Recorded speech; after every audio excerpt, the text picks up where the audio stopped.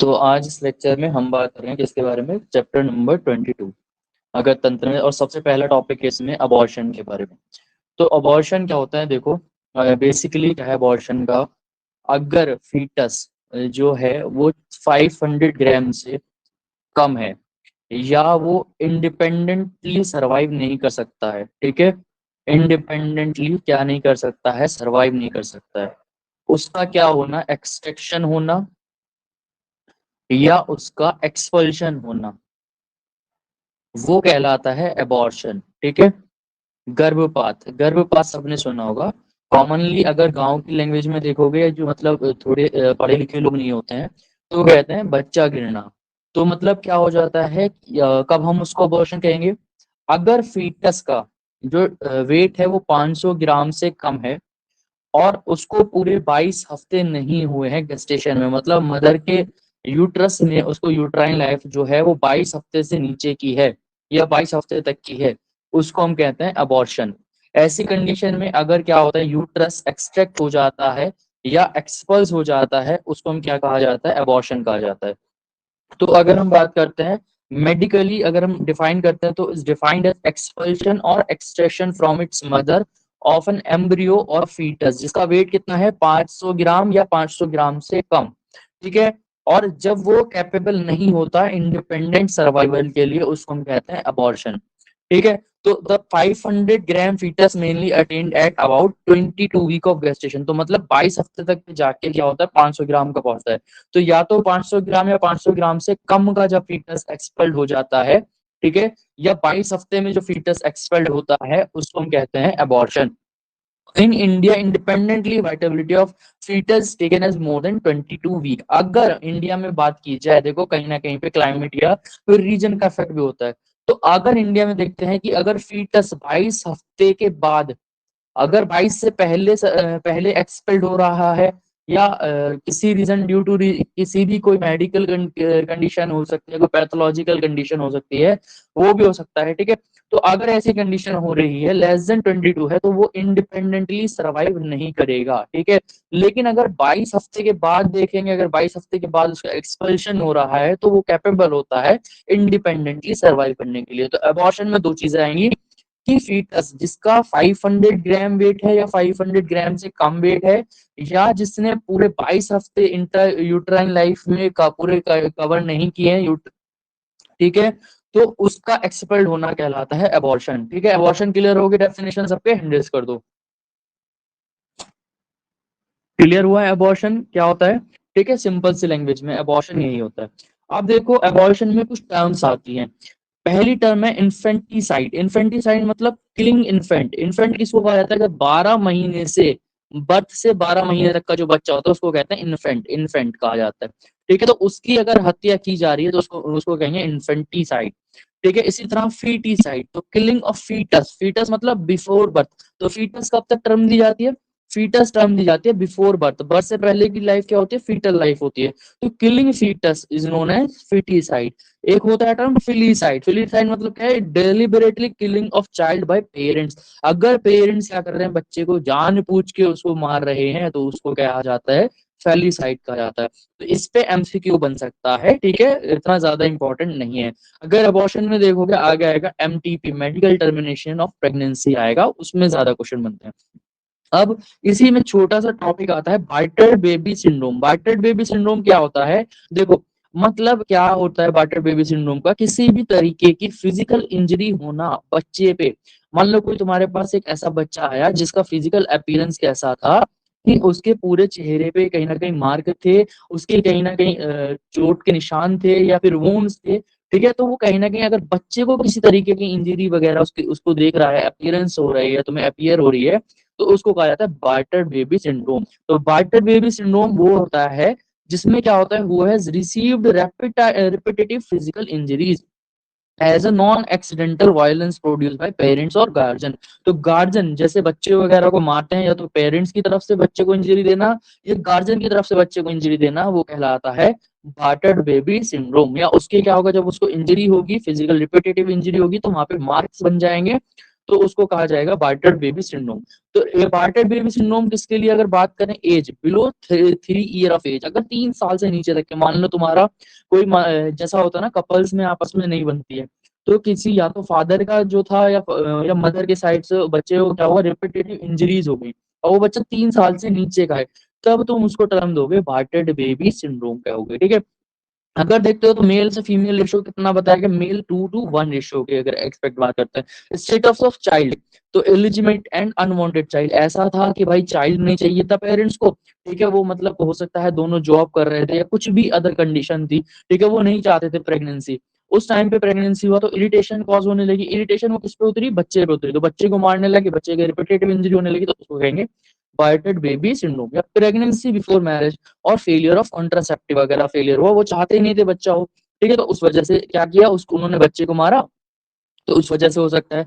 Educational status, अगर भाई parents ही educated नहीं है, ठीक है, लोअर लेवल ऑफ एजुकेशन है, उनको नहीं पता किस तरह से जो है बच्चों को क्या कह सकते हो, परवान चढ़ाना चाहिए, ठीक है, इस तरह से उनकी केयर करनी चाहिए। एडिक्शन, रेस्टलेस ऑफ लाइफ, ठीक है, किसी तरीके के एडिक्टेड हैं पेरेंट्स वगैरह, ठीक है। चाइल्डहुड हिस्ट्री, अगर मान लो किसी को बेटरिंग ड्यूरिंग चाइल्डहुड, अगर किसी को बार्टेड बेबी सिंड्रोम, मान लो तुम्हारे किसी को पहले बचपन में मारा गया है, तो वो भी क्या कर सकता है, अपने बच्चे को आने वाले टाइम में मार सकता है। मतलब इसकी किसी की अगर बार्टेड बेबी सिंड्रोम या बेटरिंग की हिस्ट्री होगी, तो वो क्या करेगा, बार्टेड बेबी सिंड्रोम में कहीं ना कहीं इन्वॉल्व हो सकता है। फिजियोलॉजिकल फैक्टर, मान लो उसका थ्रेशोल्ड जो है वो कम, गुस्से गुस्से को सहन ही नहीं कर पाता है, तो ऐसी कंडीशन में क्या होगा कि तुम्हें बार्टर बेबी सिंड्रोम देखने को मिलेगा। बार्टर बेबी सिंड्रोम क्या है कि सिंपल क्या है कि पेरेंट्स या फिर गार्जियन की तरफ से बच्चे को, जिसकी एज कितनी है, लेस देन 3 ईयर है, उसको किसी भी तरीके की फिजिकली रिपीटेटिव इंजरी करना, वो कैसे, बाय नॉन एक्सीडेंटल, वो एक्सीडेंटल नहीं है, उसको डेलिबरेटरी इंजरी की गई है या नुकसान पहुंचाया गया है, उसको हम क्या कहते हैं, बार्टेड बेबी सिंड्रोम कहा जाता है। सब पे क्लियर हुआ है, हैंड रेस कर दो अगर क्लियर है। क्लियर सबके, चलो ठीक है। तो बार्टेड बेबी सिंड्रोम क्या है कि रिपीटेटिव इंजरी पहुंचाना है किसी बच्चे को, ठीक है। अब यहाँ पे अब कैसे पता लगेगा कि बार्टेड बेबी सिंड्रोम में एक्सीडेंटल है, मान लो तुम्हारे पास पेरेंट्स आया, किसी बच्चे के तुमने मार्क देखे चेहरे वगैरह पे, ठीक है, उसके चेहरे वगैरह पे मार्क हैं, उसको निशान वगैरह पड़े हुए हैं, तुम्हें लग रहा है कि बार्टेड बेबी सिंड्रोम का केस है, लेकिन तुमने देखा पेरेंट, यार ऐसा तो लगता नहीं कि पेरेंट्स ऐसी चीज कर सकते हैं, तो तुम उस वक्त कैसे उसको डायग्नोस करोगे, तो डिफरेंशिएट कैसे करोगे एक्सीडेंटल इंजरी पे। अब देखो मान लो कि अगर वहां पे बार्टेड बेबी सिंड्रोम का केस है, तो क्या मिलेगा, पहली बात है कि बॉनी प्रोमिनेंस इन्वॉल्व होंगे कहीं ना कहीं, या तो उसकी नोज पे मारा गया, चिन्ह पे, पाम पे, एल्बो पे, फोरहेड पे, ऑक्सीपिट पे, पैराइटल रीजन पे, तो ऐसे रीजन इन्वॉल्व अगर हैं, तो तुम समझ जाओ कि कहीं ना कहीं वो बार्टेड बेबी सिंड्रोम में का बच्चे का केस है, और उसमें पेरेंट का कहीं ना कहीं या गार्जियन का कहीं ना कहीं इन्वॉल्वमेंट है, ठीक है। Match the history given by parent, अब देखो हिस्ट्री, अगर पेरेंट तुम्हारे पास अगर बार्टेड बेबी सिंड्रोम आया, मतलब बच्चे की चोट वगैरह लगी है, और तुमने क्या कहा, पेरेंट से पूछो तो वो मना करे, तो तुम्हें क्या करना है, उसकी जो हिस्ट्री दे रहे पेरेंट्स बोलेगा कि नहीं हम तो बहुत प्यार से रखते हैं, हम ऐसा कुछ नहीं करते हैं, तो तुम्हें वो चीज उनकी बिलीव नहीं करनी, तुमको क्या करना है, जो हिस्ट्री दी है उसको कहीं ना कहीं मैच करो। तुम देखो कि सरफेस पे कोई इंजरी तो नहीं है, कहीं पे ब्रूज तो नहीं है, पढ़ा चुका हूँ ब्रूज क्या होता है, एब्रेशन है ना, लेसिरेशन, स्लैप के मार्क, अगर कहीं पे मारा होगा पेरेंट्स ने तो स्लैप के मार्क मिलेंगे, लैश के मार्क मिलेंगे, नक्कल पंच वगैरह, ठीक है। या सीएनएस में देखो, अगर ज्यादा जोर से लगी है बच्चे को, या ज्यादा जोर से मारा गया है बच्चे को, या ज्यादा नुकसान पहुंचाया गया, तो क्या मिलेगा भाई, इंट्राक्रेनियल हेमरेज वगैरह हो जाएगा, अगर उसके सिर वगैरह पे इंजरी हो गई, ठीक है। आईज में क्या रहेगा, रेटिनल हेमरेज हो सकता है, लेंस का डिस्प्लेसमेंट हो सकता है अगर उसको आई इंजरी की है, ठीक है। विजरल इंजरीज हो सकती है, लाइक स्प्लीन में, लीवर में, हॉलो विजरा, और यहाँ पे क्या हो सकता है, हेमरेज या शोक वगैरह भी हो सकता है, और इवन डेथ भी हो सकती है चाइल्ड की।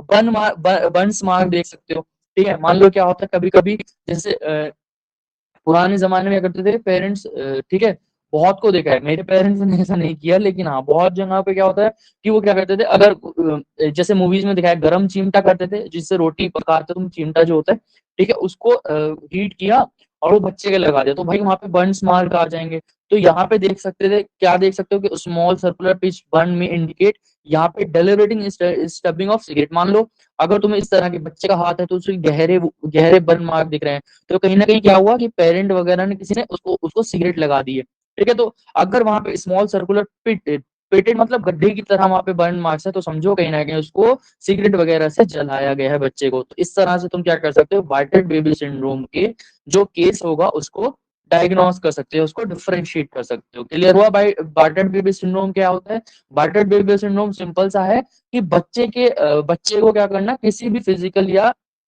फिजिकल इंजरी पहुंचाना बाय देयर पेरेंट्स और बाय देयर गार्जियन, कैसा, as a non accidental violence. ठीक है, डेलिबरेटली इंजरी पहुंचाना is known as battered baby syndrome. Clear हो गया सबके? बार्टेड बेबी सिंड्रोम किस तरह से उसको डिफरेंशिएट करोगे, सबका क्लियर है? हैंडल कर दोगे, सबका क्लियर है? तो चलो ठीक है। अब इसके बाद आता है, ये इंपॉर्टेंट एक्ट है, देखो मैं सजेस्ट करूंगा इस बार 100% तुम्हें 5 मार्क्स में मिल जाएगा, 5 मार्क्स में 100% ये तुम्हें एक्ट मिल जाएगा। अगर तुम छोड़ के जाते हो काफी ज्यादा लॉस में रहोगे। ठीक है, तो medical termination of pregnancy, MTP, medical termination of pregnancy act है ये पूरा। इसको इम्प्लीमेंट किया गया था 1971 में, लेकिन एक्शन में कब आया? 1972 में आया। ठीक है, तो इसमें इसके रिगार्डिंग क्या था कि टर्मिनेशन क्या था कि भाई किसी भी तरीके का, देखो अभी मैंने तुम्हें दो चीज बताई, एक बताया एबॉर्शन बताया है। ठीक है, एबॉर्शन क्या होता है कि एक्सपेल्ड होना, ठीक है, फीटस का लेस देन 500 ग्राम अगर है या इक्वल टू 500 ग्राम है। ठीक है, और उसकी जो लाइफ है, uterine life, intra uterine life कितनी है? लेस देन 22 वीक्स है। ठीक है, तो उसको हम क्या कहेंगे? अबॉर्शन कहेंगे। ठीक है, अब ये अबॉर्शन नॉर्मली अगर एक्ट इसको रेगुलेट करने के लिए एक एक्ट बनाया गया जिसका नाम था मेडिकल टर्मिनेशन ऑफ प्रेगनेंसी। तो डेलिबरेटली टर्मिनेशन ऑफ प्रेगनेंसी इधर भाई, पहले लोग क्या करते थे, मान लो कि डायग्नोस कराया, चेक कराया, पीसीपीएनडीटी एक्ट अभी पढ़ोगे तो उसमें बच्चा पता लगा कि लड़की है, तो उसको क्या कर दिया? अबॉर्ट कर दिया। तो इस चीज को रोकने के लिए भाई इधर मेडिकल या सर्जिकल मेथड, उसको क्या करना, फीटस को क्या करना, उसकी वाइटलिटी को खत्म कर देना। ठीक है, या उसको मार देना, तो वो कहलाता था टर्मिनेशन ऑफ प्रेगनेंसी। ठीक है, तो सिंपली क्या है, इस चीज को खत्म करने के लिए एक्ट बना 1971 में जिसका नाम था medical termination of pregnancy act. तो डेलिबरेटिंग टर्मिनेशन ऑफ प्रेगनेंसी, जान में पूछ के क्या करना, टर्मिनेट करना किसको? प्रेगनेंसी को, either by medical and surgical method before the viability of fetus is called induction of abortion. तो इसको क्या कहा जाता है? इंडक्शन ऑफ एबॉर्शन कहा जाता है। मतलब जान पूछ के क्या करना, किसी भी मेडिकल या सर्जिकल प्रोसेस मेथड के थ्रू क्या करना, फीटस को क्या करना, नुकसान पहुंचाने, किल कर देना, is known as induction of abortion. ठीक है, तो एबॉर्शन अभी पहले बताया, एबॉर्शन क्या है कि 500 ग्राम से नीचे और 22 हफ्ते से नीचे अगर एज है फीटस की और उसको वो एक्सपेल्ड हुआ है, तो उसको हम क्या कहेंगे? टर्मिनेशन, क्या कहेंगे? एबॉर्शन। तो इसी को करने के लिए क्या आया हमारे पास 1971 में, इसको इम्प्लीमेंट किया गया था। लेकिन पूरी तरह ये एक्ट जो एक्शन में आया वो 1972 में आया, मतलब जो सजा वगैरह थी वो 1972 से स्टार्ट होना शुरू हुई। तो लीगल अबॉर्शन, देखो लीगल अबॉर्शन भी होता है कुछ, है ना, कुछ कंडीशन है। मान लो रेप का विक्टिम है, उसके साथ रेप हुआ है, अब वो ऐसे चाइल्ड को कैरी नहीं करनी चाहेगी क्योंकि उसको पहले ट्रॉमा हो चुका है। ठीक है, या मान लो कोई ऐसी कंडीशन है कि पता है हमें कि जो बेबी है आने वाला, उसको क्या है, कहीं ना कहीं कोई ऐसी डिजीज हो सकती है, जेनेटिक डिसऑर्डर हो सकता है, या मालफॉर्म्ड हो सकता है, या मदर को कहीं ना कहीं खतरा है। ठीक है, तो उस टाइम पे कुछ ना कुछ अबॉर्शन कराए जाते हैं जिसको हम टर्म देते हैं लीगल अबॉर्शन। और ये लीगल अबॉर्शन कौन करता है? मेडिकल प्रैक्टिशनर ही करते हैं, और उस केस पे करते हैं जो प्लेस अप्रूव्ड होते हैं किसमें? एमटीपी एक्ट के तहत। ठीक है, तो ऐसा नहीं है कि कोई भी डॉक्टर जाएगा, तुम उसको जाके कहोगे कि डॉक्टर साहब यहाँ तो मालफॉर्म चाइल्ड है, या फिर कहीं ना कहीं मुझे लग रहा है कि मदर की लाइफ खतरे में, तो आप अबॉर्ट कर दो। तो ऐसा नहीं होता है। ठीक है, तो कौन करेगा? एक ऐसा हॉस्पिटल, ये एक ऐसा प्लेस जिसको एमटीपी एक्ट के अंदर मान्यता दी गई है, वही चीज को कंडक्ट कराएगा। और उसके पास प्रॉपर प्रूफ होने चाहिए। मान लो अगर कोई वो कह रहा है कि आने वाले बेबी को कहीं ना कहीं कोई जेनेटिकल डिसऑर्डर है, तो उसका प्रूफ होना चाहिए कि हाँ ये डायग्नोस्टिक हमने कराए थे टेस्ट वगैरह, तभी हम उसको अबॉर्ट कर सकते हैं। तो लीगल अबॉर्शन क्या होता है? Termination perform by the medical practitioner, termination is done at the place approved under the act. तो एमपीटी एंड एमटीपी एक्ट के तहत जो भी प्लेस रजिस्टर्ड है या अप्रूव्ड है उसी पे क्या करा सकता है मेडिकल प्रैक्टिशनर, जो अबॉर्शन कराएगा उसको हम कहेंगे लीगल अबॉर्शन। समझ में आया लीगल अबॉर्शन क्या होता है और इंडक्शन ऑफ अबॉर्शन क्या होता है? क्लियर हुआ सबके? चलो ठीक है। अब इसमें देखो इंडिकेशन कहाँ कहाँ पे मेडिक एमटीपी जो है टर्मिनेशन जो है वो अलाउ किया गया है, ये तुम याद कर लेना सेथ, SETH, ठीक है, सेथ से याद कर लेना। तो एस स्टैंड करेगा सोशल, लाइक कॉन्ट्रासेप्टिव फेलियर वगैरह हुआ है तो उस टाइम पे भी कहीं ना कहीं अलाउ किया जाता है। ठीक है। यूजेनिक कॉज, यूजेनिक कॉज मतलब मालफॉर्म्ड चाइल्ड है, चाइल्ड की ग्रोथ वगैरह सही नहीं है और तुम्हें पता है कहीं ना कहीं जो चाइल्ड है उसको कोई ना कोई डिसऑर्डर है, तो उस टाइम पे अबॉर्शन अप्रूव्ड किया जाता है।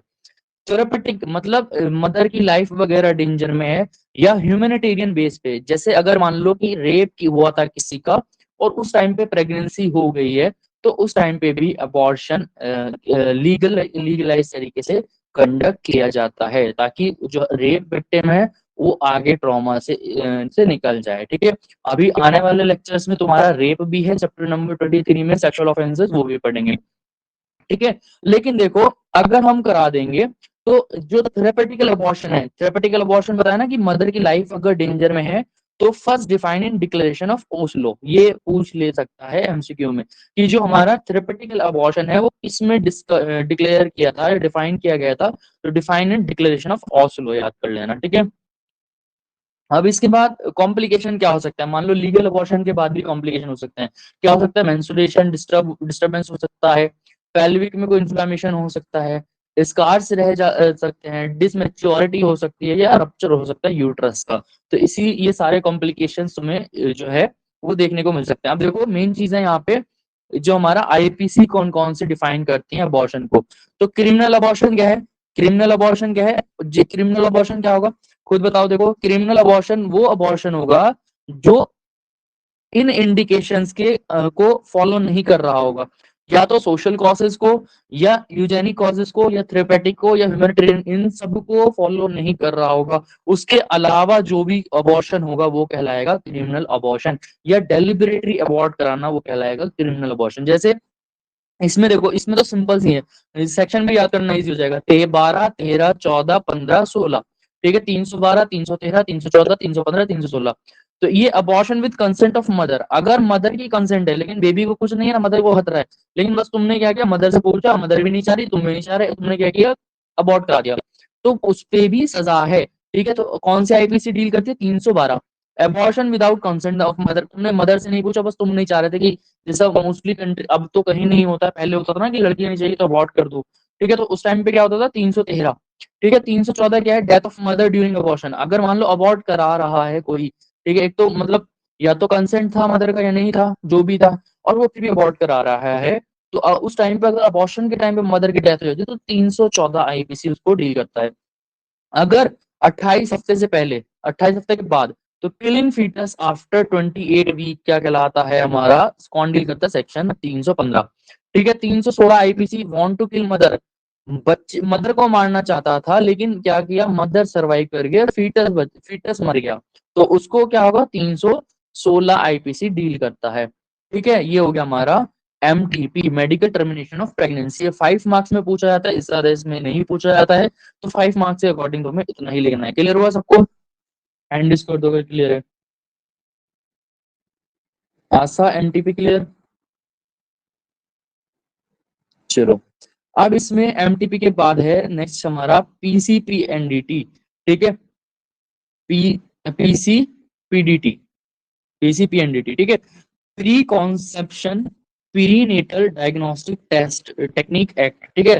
तो देखो ये तो इस बार आया था महायोगी गुरु गोरखनाथ में। ठीक है। 5 मार्क्स में तुमने अगर पीवाईक्यू देखा होगा 2021 वाला जो बैच था उसका जो एग्जाम हुए थे, ठीक है, 25 में, उसमें ही आया था। तो ये पीसीपीएनडीटी एक्ट आया था, preconception and prenatal diagnostic test technique act. ठीक है। तो ये एमसीक्यू में इस बारे में पूछा जा सकता है, पीसीपीएनडीटी। ठीक है। इसकी फुल फॉर्म पूछ सकता है 1 मार्क्स में। एक्ट तो नहीं आएगा महायोगी गुरु गोरखनाथ में, अदर यूनिवर्सिटी में पूछ सकता है, इंपॉर्टेंट एक्ट है। तो pre conception and pre diagnostic technique act. ठीक है। तो ये हमारा पीसीपीएनडीटी एक्ट है। अब देखो तुम्हें सिंपल पता चल रहा होगा नाम से ही कि पैदाइश से पहले बच्चे का जो हम क्या कराते हैं, डायग्नोस कराते हैं कि होने वाला जो फीटस है वो लड़का है या लड़की है, ठीक है। और उसके बेसिस पे क्या करते थे, अबॉर्ट करा देते थे। तो उसको करने के लिए या सेक्स सिलेक्शन के लिए एक एक्ट आया कंट्रोल करने के लिए, जिसका नाम था पीसीपीएनडीटी एक्ट, ठीक है। तो ऑब्जेक्टिव ऑफ दिस लॉ, इस लॉ के क्या ऑब्जेक्टिव थे पीसीपीएनडीटी एक्ट के? पहला था कि प्रोहिबिशन ऑफ सेक्स सिलेक्शन। ऐसा नहीं है कि अगर लड़का चाहते हो तो फीटस सरवाइव करेगा, लड़की है तो फीटस को अवॉर्ड कर दो। तो सेक्स सिलेक्शन को प्रोहिबिटेड करने के लिए इस एक्ट को प्रिपेयर किया गया था। और रेगुलेट करना था prenatal diagnostic technique for detecting genetical और मेटाबॉलिक डिसऑर्डर और क्रोमोसोमल एबनॉर्मेलिटीज या कंजेनाइटल मालफॉर्मेशन और सेक्स लिंक्ड डिसऑर्डर। तो क्या इसको करना था कि पीसीपीएनडीटी डायग्नोस्टिक टेक्निक में क्या था, क्या करते हैं हम, डिटेक्टिंग जेनेटिक या मेटाबॉलिक डिसऑर्डर वगैरह है। तो उसको भी सारी चीजों को क्या करना, रेगुलेट करना। ऐसा नहीं कि कोई कह रहा है आने के बाद की क्रोमोसोमल एबनॉर्मेलिटीज है, डॉक्टर ने लिखा और जाके दूसरे एक डायग्नो जहाँ पे अबॉर्शन का जो सेंटर था वहां पे जाके अबॉर्ट करा दिया, तो उसको भी रेगुलेट करना, ठीक है। या प्रिवेंट करना मिसयूज, जैसे ये जो टेक्निक्स हैं, जैसे जेनेटिक टेक्निक है, ठीक है, जो हमारा क्रोमोसोमल एबनॉर्मेलिटीज अगर डिटेक्ट हुई है तो अबॉर्ट करना, तो उसका भी कहीं ना कहीं लोग मिसयूज कर सकते थे कि भाई रिपोर्ट्स फेक बना लें और वो अबॉर्ट कर दें। तो इसी को ध्यान में रखते हुए क्या करता, इसका मिसयूज करने के लिए for the purpose of sex determination of female foeticide. Foeticide का मतलब क्या बताया था, फीटस की किलिंग, किलिंग ऑफ फीटस। तो फीमेल फीटस को किल करने के लिए, सेक्स डिटरमाइन करने के लिए कहीं ना कहीं वो इस टेक्निक का यूज ना करें, ठीक है, मिस यूज ना करें, तो उसके लिए भी इस एक्ट को प्रिपेयर किया गया था, ठीक है। प्री नेटल डायग्नोस्टिक टेस्ट कैसे पता लगा सकते हैं, प्री नेटल डायग्नोस्टिक टेस्ट को अल्ट्रासोनोग्राफी के थ्रू पता लगा सकते हैं। या फिर किसके थ्रू पता लगाते थे, हम एमनियोटिक फ्लूइड के थ्रू पता लगाते हैं कि होने वाला चाइल्ड मेल होगा कि फीमेल होगा, कॉर्नियोनिक विलाई ब्लड, ठीक है, या any tissue of fluid to detect genetic. और किस लिए करते थे हम टेस्ट, किस लिए कंडक्ट कराते हैं, जेनेटिक डिसऑर्डर्स, मेटाबॉलिक डिसऑर्डर्स को डायग्नोस करने के लिए, क्रोमोसोमल एबनॉर्मेलिटीज या कोई कंजेनिटल एबनॉर्मेलिटीज या कोई सेक्स लिंक डिसीज है यहाँ पे, तो उसको डिटेक्ट करने के लिए हम क्या कराते हैं, प्री डायग्नोस्टिक टेस्ट कराते हैं। प्री डायग्नोस्टिक टेस्ट अलाउड है, लेकिन बताया ना कि इसका मिसयूज को प्रिवेंट करने के लिए कौन आया था, हमारा कौन सा एक्ट बना, पीसीपीएनडीटी एक्ट बना, ठीक है। When PCPNDT can conduct prenatal diagnostic test, PCPNDT का, पीएनडीटी का मतलब क्या है, prenatal diagnostic test, prenatal diagnostic test है ना। तो कब कंडक्ट करा सकते हो, प्रेग्नेंट वुमेन अगर 35 साल से ऊपर है, तो देखो कहीं ना कहीं उसमें क्रोमोसोमल एबनॉर्मेलिटीज या कुछ एबनॉर्मेलिटीज होने का खतरा हो सकता है चाइल्ड में, तो करा सकते हैं। या पहले कहीं ना कहीं फीमेल को स्पॉन्टेनियस एबॉर्शन हुआ है, मतलब ऐसा नहीं है, स्पॉन्टेनियस एबॉर्शन मतलब क्या है कि खुद से एबॉर्शन हुआ है, ऐसा नहीं कि उसने किया है या कराया है, ठीक है। प्रेग्नेंट लेडी की कोई कहीं ना कहीं मेंटल रिटार्डेशन की हिस्ट्री वगैरह है, कोई ऐसा सिंड्रोम वगैरह से कहीं ना कहीं वो है, ठीक है, किसी ना किसी सेक्स लिंक डिसऑर्डर से रिलेटेड है फीमेल, पहले से उसकी कोई फैमिली हिस्ट्री है, तो वहां पे क्या करा सकते हो, पीसीपीएनडीटी टेस्ट करा सकते हो, या प्रीनेटल डायग्नोस्टिक टेस्ट को कंडक्ट किया जाता है, ठीक है। Regulation of GCC laboratories and clinics, तो जो लैब्स या फिर क्लिनिक्स जहाँ पे क्या किया जाता है,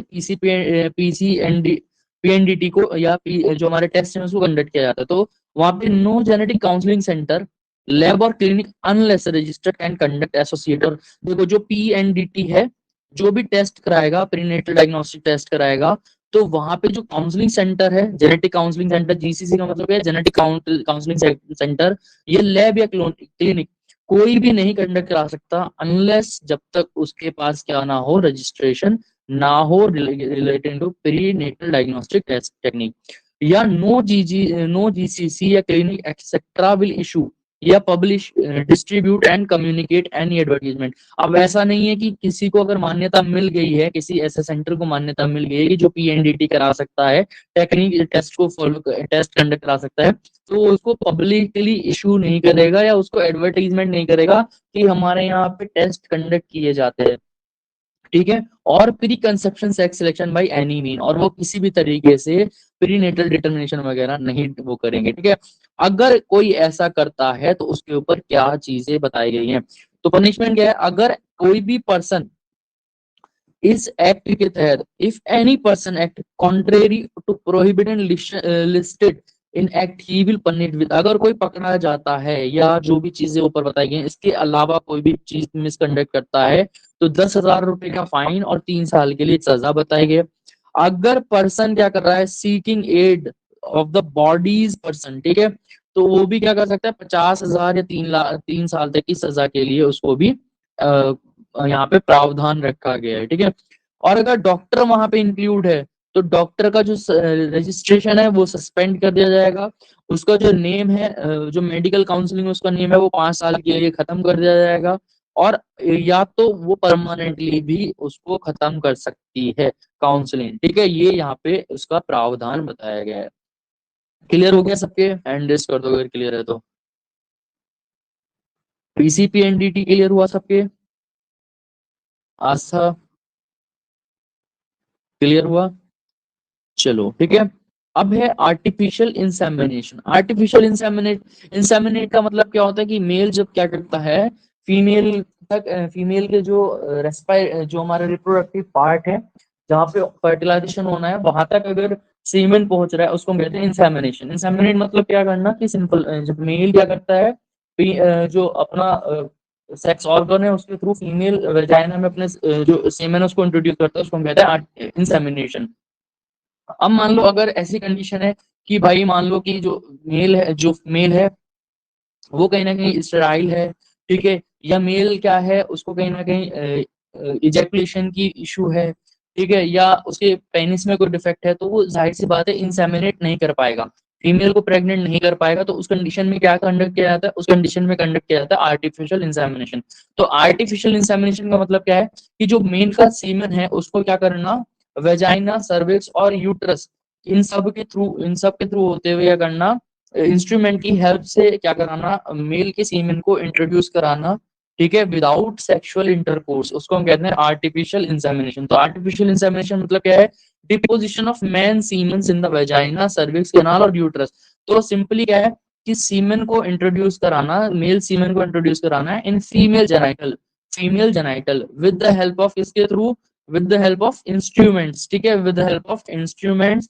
और यहाँ पे कोई भी मेल और फीमेल के बीच में कोई फिजिकल कांटेक्ट नहीं होगा, ठीक है, उसको हम कहेंगे आर्टिफिशियल इंसेमिनेशन, मतलब विदाउट सेक्सुअल इंटरकोर्स, ठीक है। तो इसको कहा जाता है आर्टिफिशियल इंसेमिनेशन। आर्टिफिशियल इंसेमिनेशन में अगर तुम देखोगे तो यहाँ पे मेथड क्या है, 3 मेथड बताए गए हैं। पहला क्या है, आर्टिफिशियल जो इंसेमिनेट हो रही है फीमेल वो हस्बैंड के थ्रू हो सकती है, ठीक है। मान लो ऐसी कंडीशन है कि हस्बैंड के अंदर सीमेन या स्पर्म वगैरह प्रॉपर अमाउंट में है, ठीक है, वहां पे प्रॉपर स्पर्म काउंट है लेकिन वो इंसेमिनेट नहीं कर पा रहे फीमेल को, तो सिंपल क्या करेंगे, मेल का सीमेन लेके फीमेल को इंट्रोड्यूस करेंगे। तो यहाँ पे क्या है कि आर्टिफिशियल इंसेमिनेट कौन कर रहा है, हस्बैंड के थ्रू हो रहा है। अब एक ऐसी कंडीशन है, मेल ही जो उसका हस्बैंड है वो स्टेराइल है, ठीक है, तो उस कंडीशन में क्या होगा कि सीमेन कौन डोनेट करेगा, डोनर डोनेट करेगा। तो अगर आर्टिफिशियल इंसेमिनेट डोनर से हो सकता है या फिर हस्बैंड और डोनर दोनों से हो सकता है, ठीक है। तो 3 मेथड बताए गए हैं। अब इंसेमिनेट करने के लिए आर्टिफिशियल इंसेमिनेशन में कितना सीमेन रिक्वायर्ड होगा, कितना सीमेन रिक्वायर्ड होता है, 1 ml ऑफ सीमेन जो है सफिशिएंट होता है आर्टिफिशियल इंसेमिनेशन के लिए। तो 1 ml सीमेन तक से तुम क्या करा सकते हो, आर्टिफिशियल इंसेमिनेट करा सकते हो, और सिंगल डोनर 1 ml से 10 चाइल्ड तक प्रोड्यूस कर सकता है, ठीक है। यहाँ पे बताया गया written consent from both the parents required before artificial insemination. Child born after insemination is an illegal child and become legal after adoption. तो देखो पहली बात तो ध्यान रखना कि जब तुम आर्टिफिशियल इंसेमिनेशन करा रहे हो तो जो दोनों पेरेंट हैं उनका यहाँ पे अप्रूवल होना चाहिए, दोनों का कंसेंट होना चाहिए। और कंसेंट होने के बाद जब चाइल्ड की बर्थ होगी, ऐसा नहीं है तो चाइल्ड की बर्थ होगी तुम घर ले गए, तो उसको क्या करना पड़ेगा, तुम्हें लीगली अडॉप्ट करना पड़ेगा, तभी वो तुम्हारा लीगल चाइल्ड माना जाएगा, ठीक है, लीगल चाइल्ड तब माना जाएगा। ये यहाँ पे इसका थोड़ा सा प्रोसेस बताया है, ठीक है। अब यहाँ पे देख लो, मैंने बताया कि आर्टिफिशियल इंसेमिनेशन या तो हस्बैंड कर सकता है या डोनर कर सकता है, ठीक है, डोनर से भी आर्टिफिशियल इंसेमिनेशन किया जा सकता है, कंडक्ट किया जा सकता है। तो उसके कुछ फीचर्स रहेंगे। अगर आर्टिफिशियल इंसेमिनेशन किसके थ्रू हो रहा है, हस्बैंड के थ्रू हो रहा है, और आर्टिफिशियल इंसेमिनेशन कौन करा रहा है, डोनर के थ्रू हो रहा है, तो यहाँ पे प्रिंसिपल क्या रहेगा, कौन किससे कलेक्ट किया गया, आर्टिफिशियल इंसेमिनेशन बाय हस्बैंड, तो सीमेन किससे कलेक्ट किया होगा, हस्बैंड से किया होगा। यहाँ पे सीमेन डोनर किससे लिया होगा, डोनर से लिया होगा। और अगर इंडिकेशन देखोगे यहाँ पे कब कब ले सकते हो, मतलब हस्बैंड कब डोनेट कर सकता है, हस्बैंड इंपॉर्टेंस है, डिफेक्ट ऑफ पेनिस है, रेट्रोग्रेड इजेकुलेशन है, मतलब सही से इजेकुलेट वगैरह नहीं कर पा रहा है। फीमेल में क्या कंडीशन हो सकते हैं कि मान लो उसके पास अनरिसेप्टिव म्यूकस है, परसिस्टेंट सर्विसाइटिस है, सर्वाइकल इन्फ्लेमेशन है, ठीक है, तो उस कंडीशन में क्या कर सकता है, हस्बैंड से लेगा, ठीक है, फीमेल क्या होगी, हस्बैंड से ले सकती है, मतलब हस्बैंड डोनेट कर सकता है। इसमें क्या है, ये कंडीशन ऐसी है कि सीमेन प्रोड्यूस हो रहा है, ठीक है, सीमेन प्रोड्यूस हो रहा है लेकिन वो फीमेल तक पहुंच नहीं पा रहा, ठीक है। दूसरी कंडीशन क्या है, डोनर से कब लेगी, हस्बैंड स्टेराइल है, ना तो वो सीमेन बना पा रहा है, जब सीमेन ही नहीं बन रहा तो वो इनकेपेबल होगा इंसेमिनेट करने के लिए। हस्बैंड क्या है, सफरिंग फ्रॉम हेरिडिटी डिजीज, मान लो कोई उसको हेरिडिटी डिजीज है और फीमेल नहीं चाहती कि उसकी जो डिजीज है वो उसके आने वाले चाइल्ड में हो, या फिर आर एच इनकम्पेटिबिलिटी है, जो तुमने पढ़ा होगा, ये नीट में भी पढ़ा होगा 11th क्लास में, आर एच इनकम्पेटिबिलिटी, ठीक है, जब आर एच फैक्टर दोनों के अलग अलग होंगे तो उस टाइम पे भी हो सकता है। विडो या अन वुमन मैरिड है, या तो वो विडो है, विधवा हो चुकी है, या अनमैरिड है, लेकिन वो चाइल्ड को परसीव करना चाहती है, तो उस कंडीशन में क्या होगा, वो डोनर से क्या लेगी, सीमेन को रिसीव करेगी, ठीक है। इसमें कंसेंट किसकी चाहिए होगी, दोनों की चाहिए होगी यहाँ पे, ठीक है, यहाँ पे दो लोगों की, हस्बैंड की और वाइफ की, दोनों की कंसेंट चाहिए होगी। लेकिन अगर डोनर है तो डोनर की भी चाहिए होगी, डोनर की वाइफ की भी चाहिए होगी, रिसेप्टर की भी चाहिए होगी, रिसेप्टर की वाइफ की भी चाहिए होगी, यहाँ पे चार लोगों का कंसेंट चाहिए होगा, ठीक है। प्री कंडीशन, यहाँ पे कोई कंडीशन नहीं है। और यहाँ पे क्या है कंडीशन की, donor has his own child, यहाँ पे भैया पहले से डोनर का चाइल्ड होना चाहिए, तभी वो क्या कर सकता है, डोनेट कर सकता है। ताकि मान लो क्या होगा कि अगर डोनर का चाइल्ड है तो तुम उसको दे सकते हो, लेकिन डोनर में कोई मेंटल डिसऑर्डर वगैरह तो नहीं है जो उसके चाइल्ड तक कंडक्ट हो रहा है, ठीक है, या फिर इमोशनली भाई पहला चाइल्ड होगा तो डोनर उस पर क्लेम कर सकता है कि मुझे चाहिए, तो ये कंडीशन हो सकती है, ठीक है। रिलेटेड विद रिसिप्ट, यहाँ पे कौन रहेगा, husband, must not be a relative, यहाँ पे ध्यान रखना है कि जो भी डोनर होगा वो रिलेटिव नहीं होना चाहिए, क्योंकि आने वाले टाइम में कहीं ना कहीं चाइल्ड को ट्रॉमा हो सकता है, ठीक है। डोनर के कैरेक्टरिस्टिक्स को इतने ज्यादा इफेक्टिव यहाँ पे स्पेसिफिक नहीं है भाई, कोई सी भी एज है हस्बैंड की, यहाँ पे must be 40 less than 40 years, ठीक है। मेडिकल टेस्ट यहाँ पे रूटीन टेस्ट होगा, लेकिन जो अगर कोई डोनर है भाई वो तो अनजान है, तो उसके लिए TB, diabetes, epilepsy, RH grouping, साइकोसिस, एंडोक्राइन डिसफंक्शन, ये सारे टेस्ट कंडक्ट कराने पड़ेंगे, तभी क्या होगा, डोनर सीमेन को डोनेट कर सकता है, ठीक है। अब इसके बाद है इसका मेडिको लीगल एक्सपेक्ट, अगर मेडिको लीगल एक्सपेक्ट देख सकते हो तो artificial insemination is not a ground fully nullity of marriage, but it is for divorce if it was without consent of husband. Simply क्या है कि आर्टिफिशियली इंसेमिनेशन की अगर कंडीशन है तो नली ऐसा नहीं कि मैरिज डिस्कार्ड हो जाती है कोर्ट में जाके अगर कोई कह रहा है, ठीक है, लेकिन डाइवोर्स के लिए for nullity of marriage, but it is for divorce if it was without consent of husband, ठीक है। अगर भैया हस्बैंड के बिना कंडक्ट करा लिया है फीमेल ने आर्टिफिशियल इंसेमिनेशन, तो जो है मेल डिवोर्स दे सकता है, क्योंकि उसका कंसेंट लिया ही नहीं गया, कोई अगर डोनर था तो उस टाइम पे ऐसी कंडीशन हो सकती है, ठीक है। Donor should be age below 40 years, should be mentally stable और फिजिकली फिट होना चाहिए।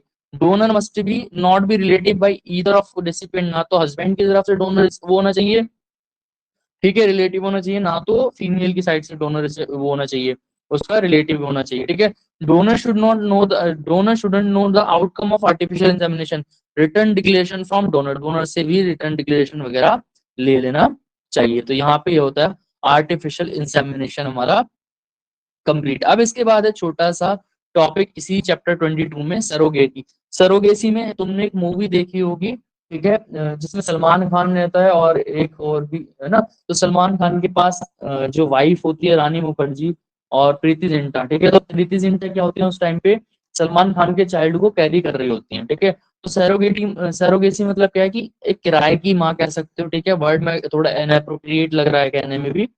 तो इसमें क्या होता है कि जो है जैसे अभी तुमने सुना होगा एक आर्टिकल भी था कि किसी सेलिब्रिटी का जो चाइल्ड था वो सैरोगेसी से होता। सैरोगेसी मतलब क्या होता है कि जो है फीमेल, ऐसी फीमेल जो किसी और का चाइल्ड कंडक्ट कराती है कुछ टाइम के लिए, ठीक है, या तो वो वहां पे उसको कमर्शियल बेसिस पे भी करा सकती है, या फिर मेडिकल पर्पज के बेसिस पे भी कंडक्ट करा सकती है, ठीक है। लेकिन जो कॉमर्शियली बेसिस पे पैसों के लिए चाइल्ड को कि भाई मैं तुम्हारे मान लो एक दो हस्बैंड और वाइफ थे, या तो वाइफ नहीं चाह रही है कि मैं उसको चाइल्ड को बर्थ, तो हस्बैंड ऐसी कंडीशन में क्या कर रहा है कि एक दूसरी दोनों मेल और फीमेल का जो स्पर्म है, जो कपल है उसका स्पर्म, और जो फीमेल है जो उसकी वाइफ है उसका ओवम लेके दूसरी फीमेल के अंदर उसको क्या किया जाता है, फर्टिलाइज किया जाता है। तो वो यूट्रस कैरी कर रही है, ठीक है, यूट्रस के अंदर क्या कर रही है, फीटस को कैरी कर रही है, लेकिन वो है किसका, जो एक्चुअल कपल है, क्योंकि जो स्पर्म और ओवम है वो उस कपल के हैं।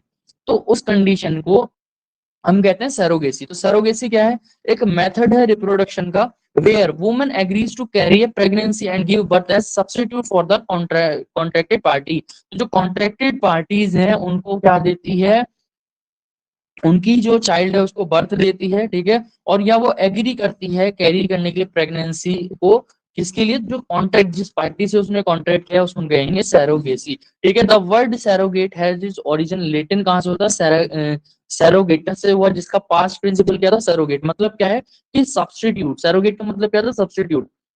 That is a person appointed to act in place of another, मतलब एक पर्सन की जगह पे दूसरे का को सब्स्टिट्यूट करना। मान लो ये दोनों कपल था, ये मेल था, ये फीमेल थी, ठीक है, ये कपल है, ये दोनों में ये दोनों नहीं मतलब फीमेल नहीं चाहते कि वो प्रेगनेंसी को कैरी करे, या कोई ऐसी मेडिकल कंडीशन है कि वो कैरी नहीं कर सकती है, लेकिन ये चाहते हैं कि चाइल्ड हो, तो ये क्या करेंगे, इस मेल का किया जाएगा, स्पर्म कलेक्ट किया जाएगा, इस फीमेल का ओवम कलेक्ट किया जाएगा, इसको फर्टिलाइज करा के क्या किया जाएगा, जो हमारी सैरोगेट मदर है, ठीक है, जो सरोगेट मदर है, ठीक है, उसके अंदर उसकी बॉडी में इंट्रोड्यूस किया जाएगा, यूट्रस में इंट्रोड्यूस किया जाएगा, और यहाँ से क्या होगा, फीटस का डेवलपमेंट होगा।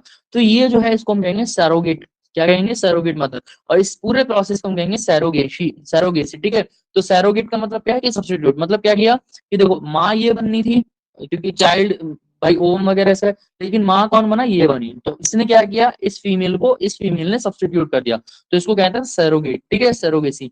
अब इसमें अगर देखो टाइप ऑफ सैरोगेसी, दो टाइप की सैरोगेसी होते हैं, छोटा सा टॉपिक है, नहीं पूछा जाता, ठीक है। पहली है कमर्शियल सैरोगेसी और दूसरी है एल्ट्रुइस्टिक सैरोगेसी। तो कमर्शियल सैरोगेसी मतलब क्या है कि कोई मतलब मान लो ये जो फीमेल है वो क्या कर रही है कि इस सैरोगेसी के लिए तैयार है, लेकिन वो उसको क्या मिल रहा है, उसके बदले उसको पैसा मिल रहा है। वो किसके लिए कर रही है, पैसे के लिए कर रही है, money space to concerned female. जो भी सैरोगेट मदर है उसको पैसा दिया जा रहा है ये करने के लिए, तो ये कहा जाता है कमर्शियली, ठीक है। और ये बैंड है इंडिया में इसको कंडक्ट नहीं किया जाता, ठीक है। एल्युस्ट्रिक एट्रिस्टिक क्या होता है, मेडिकल एक्सपेंसेस पे किए जाते हैं केवल फीमेल को, जो भी फीमेल मतलब मान लो सैरोगेट फीमेल है, जो भी सैरोगेसी कंडक्ट कर रही है, ठीक है, सैरोगेसी के प्रोसेस कर रही है, तो उसको केवल मेडिकल एक्सपेंसेस के बेसिस पे ही कंडक्ट किया जाता है, और उसको मेडिकल एक्सपेंसेस दिए जाते हैं। मेडिको लीगल एस्पेक्ट की अगर बात करो, surrogate mother should be close relative of couple, ठीक है, यहाँ पे क्लोज रिलेटिव होना चाहिए, and should have at least one child of her own, तो उनका खुद का एक चाइल्ड होना चाहिए। Both surrogate female and couple should be citizen of India, तो इंडिया में रहना है, तो भाई जो सरोगेट फीमेल है और जो कपल है उनको क्या होना चाहिए, इंडिया का ही होना चाहिए। तो ये होता है यहाँ पे हमारा सरोगेसी। तो ये हमारा चैप्टर नंबर 22 था, जिसमें हमें क्या पढ़ना था, सरोगेसी पढ़ना था, आर्टिफिशियल इंसेमिनेशन पढ़ना था, पीसीपी एनडीटी पढ़ना था, एमटीपी पढ़ना था, और अबॉर्शन पढ़ना। तो इस लेक्चर में हमने ये चैप्टर नंबर 22 का जो भी सारा था वो सारी चीजें कवर की हैं, ठीक है।